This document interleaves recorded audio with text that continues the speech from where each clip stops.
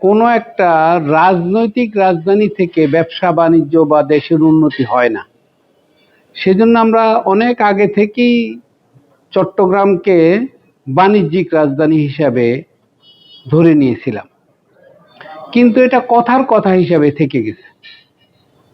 এটাকে অন্যেরা ব্যবহার করার অনেক পরিকল্পনা করেছে, কিন্তু বাংলাদেশ তেমন ভাবে ব্যবহার করতে পারেনি।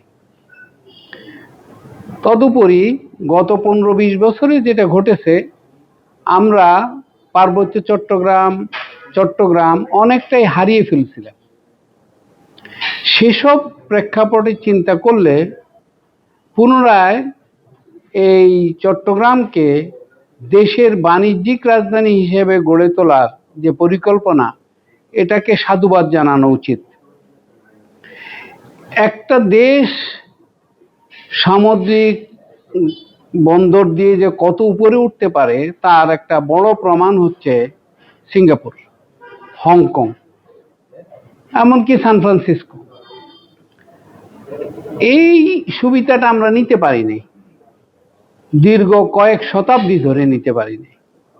সে প্রেক্ষাপটে আমাদের এই চট্টগ্রামকে নিয়ে যে স্বপ্ন, চট্টগ্রামকে আমাদের প্রধান উপদেষ্টা প্রফেসর ডক্টর ইউনূস বলেছেন এটা বাংলাদেশের হৃৎপিণ্ড।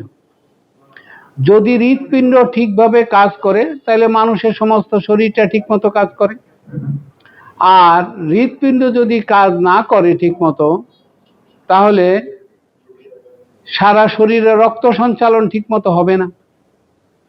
অর্থকড়ি সহায় সম্পদ সমাজের ভিতরে ক্রমাগতভাবে পরিবর্তিত, পরিচালিত, সঞ্চারিত হতে হয়। মানুষের শরীরে যদি রক্ত চলাচল সঠিকভাবে না হয় তাহলে মানুষ যেমন সুস্থ থাকতে পারে না, অর্থনৈতিকভাবে কোনো দেশকে সমৃদ্ধশালী হওয়ার জন্যে সেই দেশের সহায় সম্পদ, পুঁজি, বিনিয়োগ এইসব সাংঘাতিকভাবে সুচারুরূপে কাজে লাগাতে হয় পরিকল্পনার অধীনে। সেদিক থেকে এটা কোনো ধূম্রজাল নয়, এটা একটা স্বাভাবিক ব্যাপার। আমরা যদি চট্টগ্রাম কেন্দ্রিক উন্নতি ঘটাতে পারি তাহলে এর প্রভাব সারা দেশে পড়বে, একেবারে সে উত্তরবঙ্গ, পঞ্চগড়, হিমালয় পর্বত, সেই নেপাল পর্যন্ত গিয়ে পড়বে। সাথে সাথে এখানে একটা কথা অধ্যাপক ডক্টর মোহাম্মদ ইউনূস বলছেন যে 7 সিস্টারের তো কোনো বন্দর নাই। তারা যদি উন্নতি করতে হয়, তাদের ব্যবসা বাণিজ্য যদি করতে হয়, তাহলে তো তাদেরকে আমাদের সঙ্গে সংযুক্ত হতে হবে। তাতে আমরাও উপকৃত হব, তারাও উপকৃত হবে। কিন্তু রাজনৈতিকভাবে এখানে একটা সমস্যা আছে। যেহেতু দীর্ঘদিন ধরে আমরা বিদেশিদের সব দিয়েই দিতেছিলাম, সেই কারণে প্রফেসর ডক্টর মোহাম্মদ ইউনূস যতই বলবেন যে এটা আমাদের দেশের জন্য ভালো হবে, মানুষ বিশ্বাস করতে চাইবে না। বিশেষ করে আওয়ামী প্রপাগান্ডা আছে, এখন আবার বিএনপি প্রপাগান্ডা সেটার সাথে যুক্ত হয়েছে যে প্রফেসর ডক্টর মোহাম্মদ ইউনূস বিদেশিদের সবকিছু দিয়ে দিতে চাইতেছে।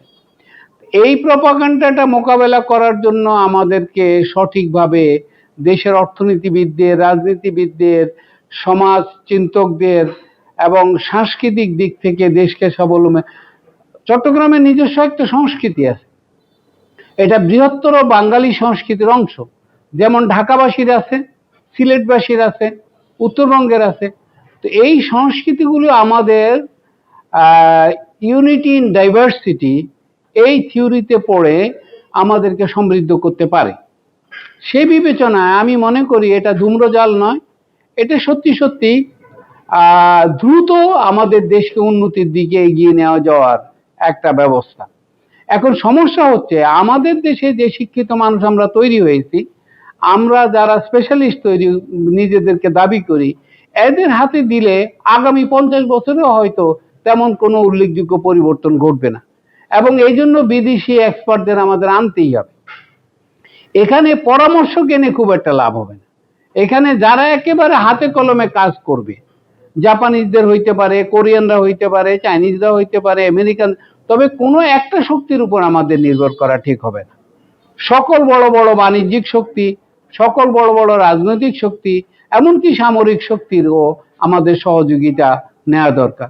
আমরা টার্কির সহযোগিতা নিতে পারি, আমরা ইরানেরও সহযোগিতা নিতে পারি, আমরা অন্য যে কোনো দেশের সহযোগিতা, আমরা মালয়েশিয়ার সহযোগিতা নিতে পারি, থাইল্যান্ডের সহযোগিতা নিতে পারি, ইউরোপিয়ান ইউনিয়নের সহযোগিতা নিতে পারি।